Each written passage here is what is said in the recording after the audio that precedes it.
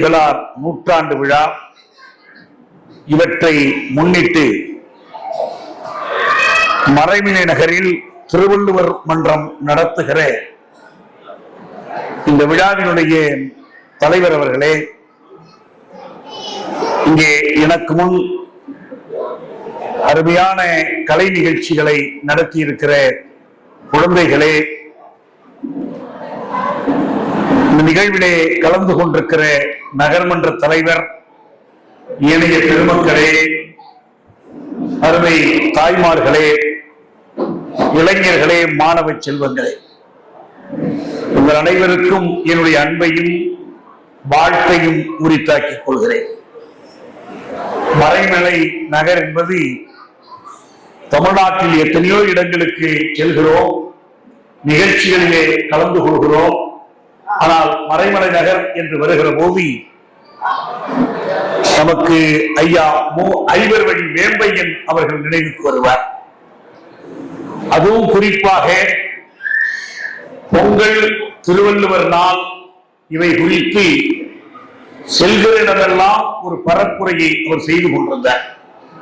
எப்போதும் அவருடைய பையில் சிறிய அட்டை இருக்கும், அது தமிழ் நாட்காட்டி. தை முதல் நாளே தமிழ் புத்தாண்டு நாள் என்பதை வலியுறுத்தி தொடர்ந்து இயக்கம் நடத்தி கொண்டிருந்தார். தொலைக்காட்சியில் அவரை அழைத்து சங்கப்பலகையில் இதை பற்றி நான் பேச வைத்தேன். மிகவும் அன்பானவர். அவரை பற்றி விரிவாக பேசிக் கொண்டிருந்தால் மற்ற செய்திகள் பேச முடியாது. இரண்டாவதாக ஐயா முத்துக்கூத்தன் அவர்கள் இங்கே கலைவாணன் இருக்கிறார்.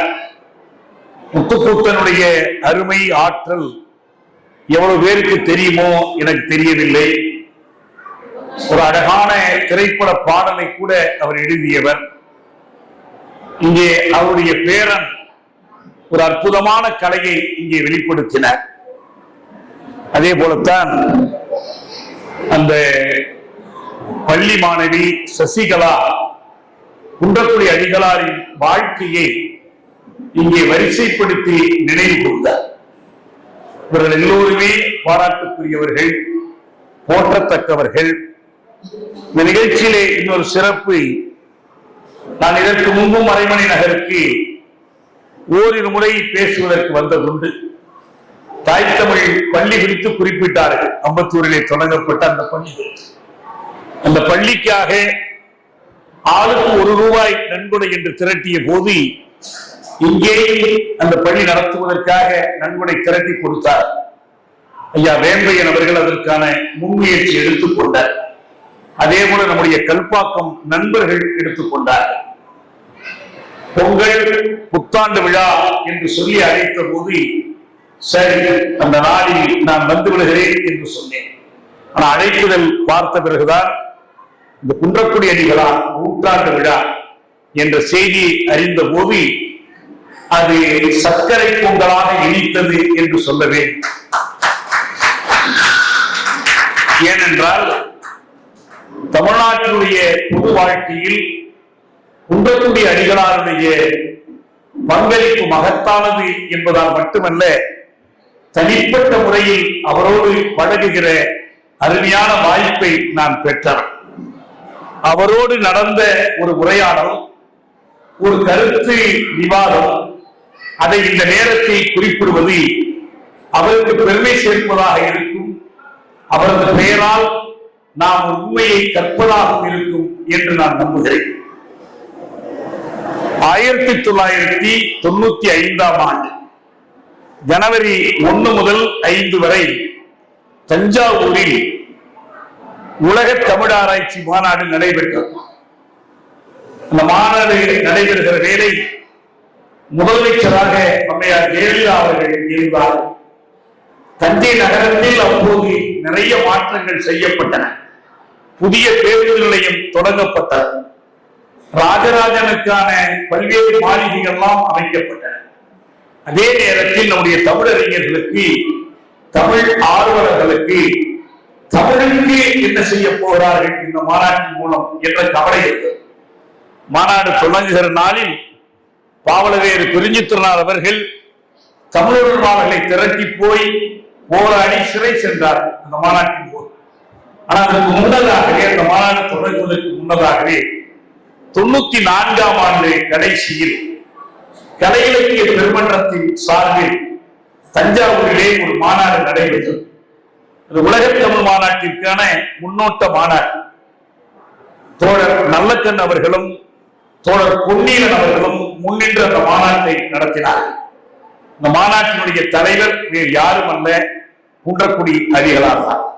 நான் திருவாரூரிலே பள்ளி மாணவனாக இருந்த காலத்தில் இருந்து பல மேடைகளில் குன்றக்குடி அடிகளாரின் உரைகளை கேட்டு வளர்ந்தவர். இன்னும் ஒன்று என்னவென்றால், ஆன்மீகத்தின் அடையாளமான அடிகளாரும் சுயமரியாதை பகுத்தறிவின் சின்னமாகிய தந்தை பெரியாரும் ஒரே மேடையில் உரையாற்றுவார். 62ஆம் ஆண்டு காஞ்சியிலே அண்ணா அவர்களை தோற்கடித்த நடேச முதலியாருக்கு ஒரு பாராட்டு விழா. அந்த பாராட்டு விழாவில் குன்றக்குடி அடிகளாரும் பெரியாரும் கலந்து கொண்டுதான் அந்த நிகழ்ச்சியிலே பேசுகிறார், உரையாற்றுகிறார். இன்னும் சொல்ல போனால், சட்டத்துக்கு உட்பட்ட கத்தி வைத்துக் கொள்ள சொன்ன பெரியார் அவர்கள் அடிகளார் கையிலேயே ஒரு கத்தியை கொடுத்தார். அந்த அளவுக்கு அவர்களுக்குள்ளே ஒரு நெருக்கம் இருந்தது. இங்கே நம்முடைய சசிகலா குறிப்பிட்டது போல மிக பெருத்த வயது இடைவெளி அவர்களுக்குள்ளே உண்டு. ஆனால் அடிகளாரை அவருடைய பக்தியே இல்லை என்றாலும் அவருடைய மனித நேயத்தை, ஏனென்றால் பெரியாருடைய கொள்கை கடவுளை மறப்பது மட்டுமல்ல, கடவுளை மற மனிதனை நினை. இதில் எது முக்கியம்? மனிதனை நினைப்பது முக்கியம். மனிதனை நினைத்து மனிதனை நேசிக்கக்கூடிய ஒருவராக அடிகளார் இருந்ததால் அவருக்கு எல்லா மதிப்பும் கொடுத்தார்.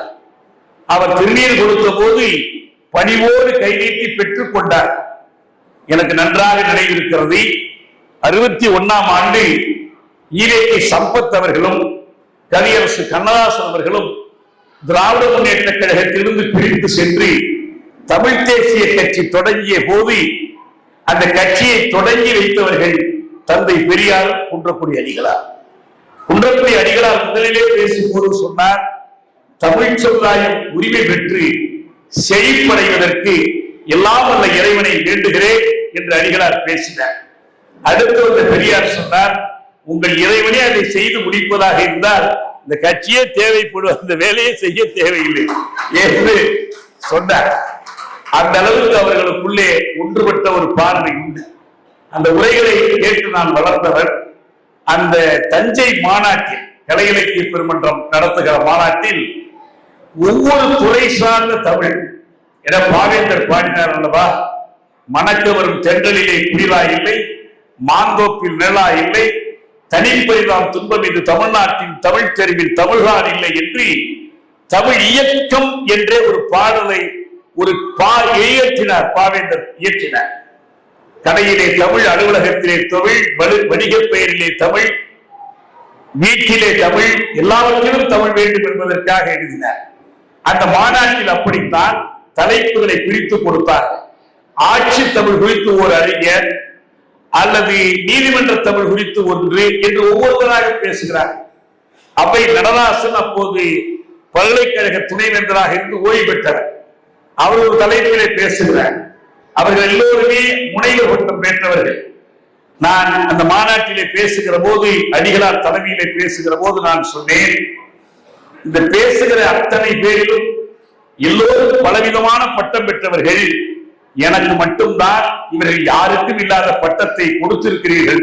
நான் மட்டும்தான் தோழர் தியாகமாக அறியப்படுகிறேன். அந்த முனைவர் பட்டங்களை விட பெரிய பட்டமாக இந்த தோழர் பட்டத்தை கருதுகிறேன் என்று நான் சொன்னேன். அப்படி பேசுகிற போது எனக்கு கொடுத்திருந்த தலைப்பு கல்வி தமிழ். அந்த காலத்திலே இருந்து, படிக்கிற காலத்திலே இருந்து, நாங்கள் தேசிய மாணவர் தமிழ் வளர்ச்சி குழு வைத்து இயங்கிய காலத்திலே இருந்து இந்த கல்வி தமிழுக்காக, தமிழ் பயிற்று மொழிக்காக, தமிழ் பாட மொழிக்காக தொடர்ந்து போராடி இருக்கிறோம். அந்த முறையிலே தான் எனக்கு அந்த தலைப்பை கொடுத்திருந்தார். 93ஆம் ஆண்டு தாய் தமிழ் கல்விப்பணி இயக்கம் தொடங்கப்பட்டு அம்பத்தூரிலே முதல் தாய் தமிழ் பள்ளிகளே தொடங்கப்பட்டது. எல்லோருக்கும் தெரிந்த செய்தி. நான் தாய்மொழி கல்வியை வலியுறுத்தி கல்வித்துறையிலே தமிழ் கோலோச்சுவதற்கு அரசு என்ன செய்ய வேண்டும், எந்த அரசாக இருந்தாலும் என்ன செய்ய வேண்டும் என்பதை பற்றி நான் பேசினேன். அப்படி செய்ய தவறுவது தமிழ் தொண்டாகாது, தமிழுக்கு உதவாது, தமிழுக்கு பயன்படாத ஒன்று தமிழருக்கு பயன்படாது, தமிழ்நாட்டுக்கும் பயன்படாது என்று நான் பேசினேன். பேசி முடித்துவிட்டு அன்று மாலை கோவையிலே ஒரு நண்பருடைய திருமண வரவேற்பு, நான் உடனே புறப்பட வேண்டும் என்று பொன்னில் சொன்னேன். அவர் அடிகளாரிடம் போய் சொன்னார், தியாகு புறப்படுகிறார், அடிகளாரின் யுத்தத்திலே அழைத்து நீங்கள் போகக்கூடாது, உட்காருங்கள் என்றார். இல்லையா, நீங்கள் பேசுவதை நாங்கள் கேட்டோம், நாங்கள் பேசுவதை நீங்கள் கேட்க வேண்டாமா? நீங்கள் பேசியதற்கு நான் பதில் சொல்ல போகிறேன், நீங்கள் பேசாமல் உட்காருங்கள் என்று கூறிவிட்டார். ஏனென்றால் அதற்கு சில மாதங்கள் முன்னதாக தேசிய மாணவர் தமிழ் வளர்ச்சி குழுவின் தலைவராக இருந்தவர் என்னுடைய நெருங்கிய நண்பர் தஞ்சை ராமமூர்த்தி அவர்களுடைய மணிவிழா நிகழ்ச்சி அவருடைய வீட்டிலேயே நடக்கிறது. அடிகளார் தான் தலைவி, ஜெயகாந்தன், தோழர் மணியரசன், நான் 3 பேரும் கருத்தரங்கு உரையாற்றுகிறோம். இந்த உரையாற்றுகிற போது தமிழ்நாட்டில் தமிழுக்கு இடமில்லாமல் இருப்பதை பற்றி வருத்தப்பட்டு பேசுகிறோம். மணியரசன் பேசும்போது சொல்கிறார், தமிழனுக்கு இந்த நாட்டிலே முகவை இல்லை என்று பேசுகிறார். எங்களுக்கு பிறகு ஜெயகாந்தன் வந்து பேச வேண்டும். இயல்பாகவே அவர் முரட்டுத்தனமாக பேசுவார். நாங்கள் பேசியதையெல்லாம் மறுப்பார் என்று தெரியும். இந்தியை திணிக்கிறாள் என்றார் சொல்கிறாய், நீயே ஏற்றுக்கொள், எதற்காக திணிக்க போகிறார்? நீதான் அவருடைய விடையாக இருக்கும். அவர் பழைய ஜெயகாந்தன் அளவு ஜெய சங்கர எழுத ஆரம்பித்த ஜெயகாந்தன். அதனால்தான் குற்றவியலிகளால் கவலை, ஒரு மோதல் நடக்க போகிறது. எனவேதான் அவர் இடையில புகுந்து நாங்கள் இருவரும் பேசிய பிறகு ஜெயகாந்தன் பேசுவதற்கு முன்பு அரசு என்றதையெல்லாம் செய்கிறது, நம்முடைய மக்கள் தான் ஏற்றுக்கொள்ளாமல் இருக்கிறார்கள், எனவே நாம் வருத்தப்படுவதற்கு ஒன்றுமில்லை என்றெல்லாம் சமாதானம் சொன்னார். ஆனால் ஜெயகாந்தன் சமாதானமாகவில்லை, எங்களை எதிர்த்து பேசினார். ஆமாம், முகவரி சில பேருக்கு இல்லை, தமிழர்களுக்கு அல்ல, இருக்கிற சில தமிழர்களுக்கு முகவரி இல்லை என்று எங்களை பார்த்து கொண்டே சொன்னார். இவர்கள் தான் முகவரி இல்லாத தமிழர்கள் என்றெல்லாம் சொன்னார். பிறகு முடித்து விட்டு போய்விட்டார். அதற்கு பிறகுதான் நான் சொல்லுகிற அந்த உலக தமிழ் மாநாட்டினுடைய முன்னோட்ட மாநாடு இருக்கிறது.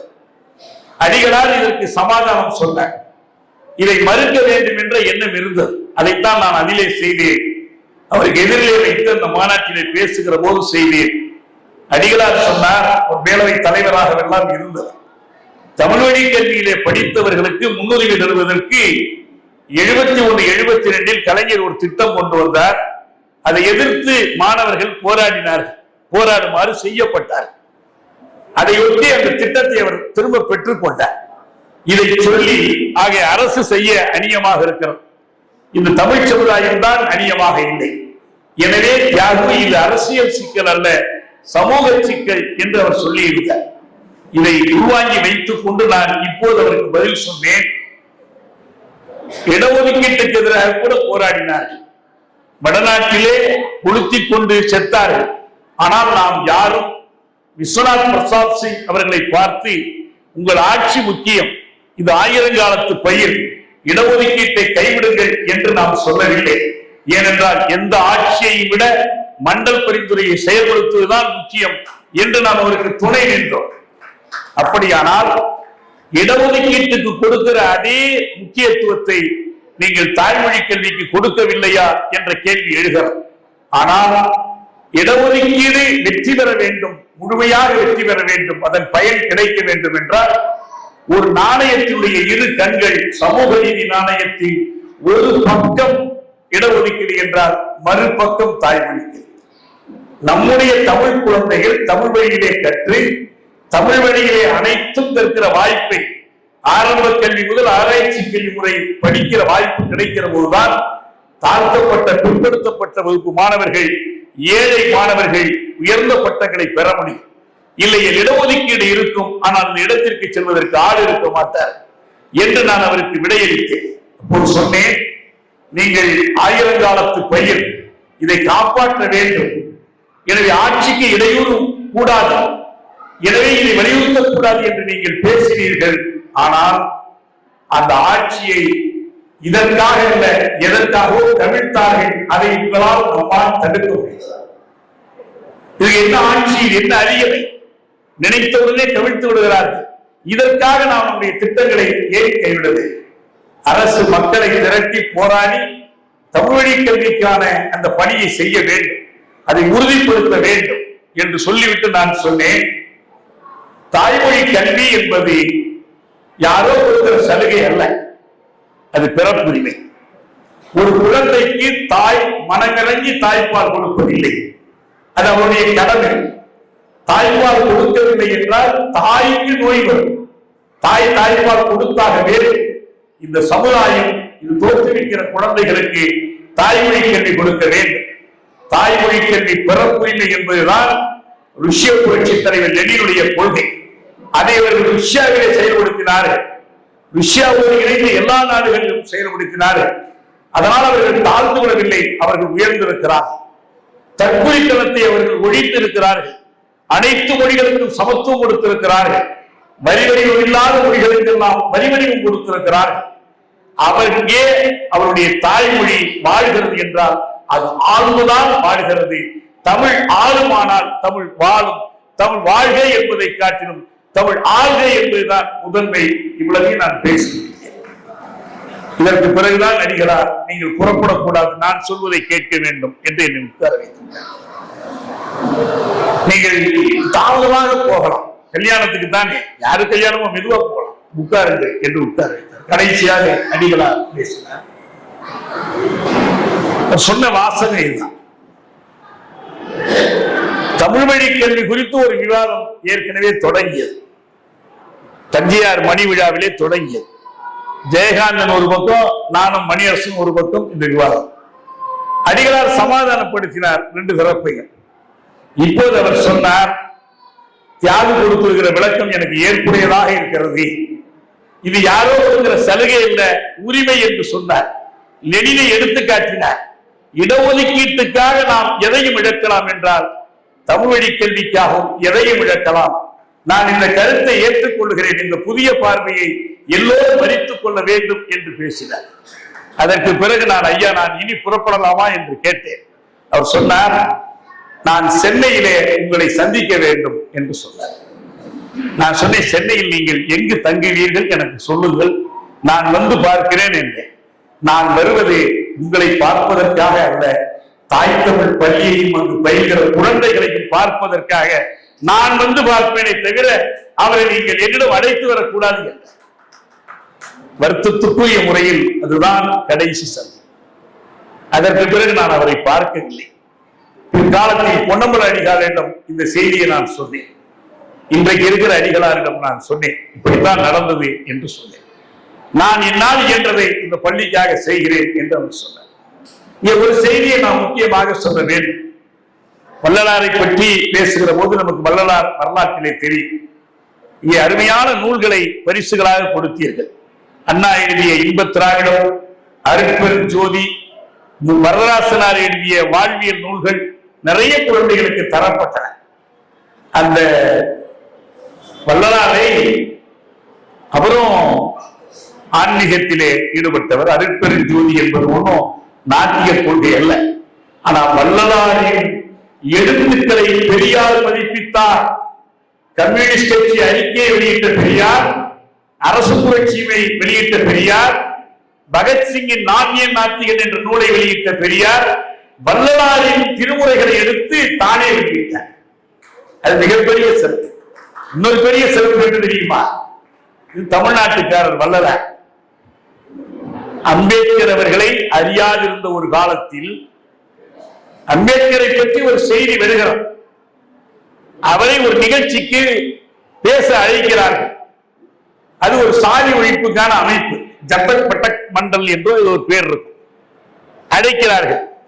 அவர்கள் சொல்லுகிறார்கள், ஐயா நீங்கள் என்ன பேச போகிறீர்கள், எங்களுக்கு எழுதி கொடுத்து விடுங்கள், நாங்கள் புத்தகமாக வெளியிடுகிறோம். அம்பேத்கர் அந்த நூலை எழுதுகிறார். இதுதான் சாதி ஒழிப்பு என்ற அந்த அருமையான நூல். இதை வாங்கி படிக்கிறார்கள். அதில் அவர் எழுதியிருக்கிறார், இந்த இந்து மதத்திலே இருக்கிற புராணங்கள், இதிகாசங்கள், இந்து மதத்தினுடைய சுருதிகள், இவை எல்லாம் சாதியை கட்டி காக்கின்றன. இது ஒழித்தால்தான் சாதியை ஒழிக்க முடியும். இதை எழுதியது அம்பேத்கர். அந்த மண்டல் சொன்னது, நீங்கள் ஜாதி ஒழிப்பு பேசுவதில் எங்களுக்கு மறுப்பே இல்லை. ஆனால் ஜாதி ஒழிக்கிறேன் என்று நீங்கள் மதத்தை ஒழிப்பதாக பேசுகிறீர்கள், வேதங்களை எதிர்த்து பேசுகிறீர்கள். எனவே நாங்கள் இதையெல்லாம் நீக்கிவிட்டு வந்து பேசுங்கள் என்று கேட்டார். ஒரு வார்த்தை கூட நீக்க மாட்டேன், இதை அப்படியே பேசுவேன், இல்லையே உங்கள் மேலே எனக்கு தேவையில்லை என்று அம்பேத்கர் கூறிவிட்டார். இந்த செய்தியை பெரியார் கேள்விப்படுகிறார். அம்பேத்கருக்கு செய்தி அனுப்பி, நீங்கள் அங்கே பேசுவதாக சொன்னீர்களே, அந்த எழுதி இருக்கிற வாசகத்தை எங்களுக்கு அனுப்புங்கள், நாங்கள் மொழிபெயர்ந்து தமிழிலே வெளியிடுகிறோம் என்று சொல்லி அதை வெளியிட்டார். அதனால்தான் அம்பேத்கர் அவர்கள் மகத் போராட்டத்தை நடத்துகிற போது ஏற்கனவே பெரியார் அவர் நடத்திய வைக்கம் போராட்டத்தை பற்றி கேள்விப்பட்டிருந்த காரணத்தினால் அந்த புத்தகத்திலே முகப்புரையில எழுதுகிறார்.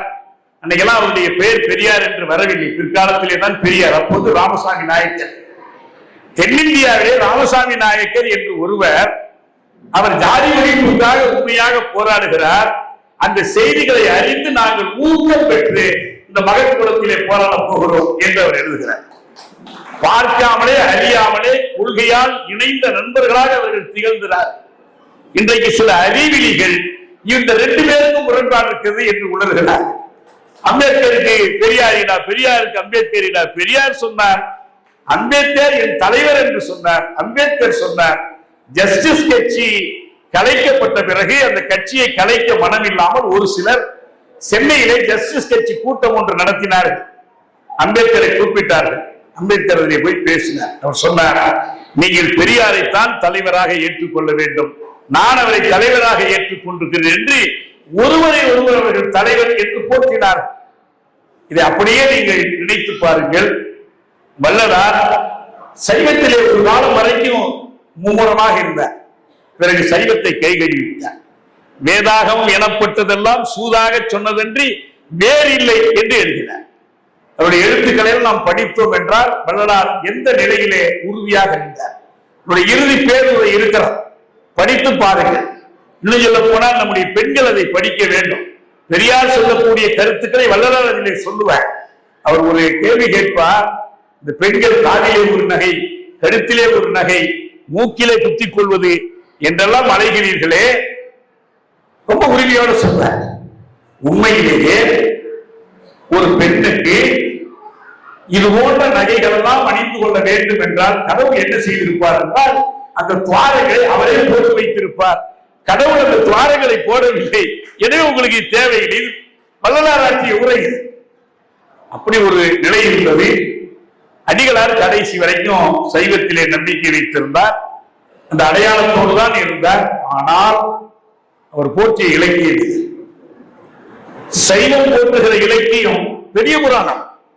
ஆனால் குன்றக்குடி அடிகளார் போற்றிய இலக்கியம் திருக்குறள். திருக்குறள் சைவ இலக்கியமோ வைணவ இலக்கியமோ அல்ல. சிலர் சமண இலக்கியம் என்பார்கள், இல்லை அது பௌத்த இலக்கியம் தான்.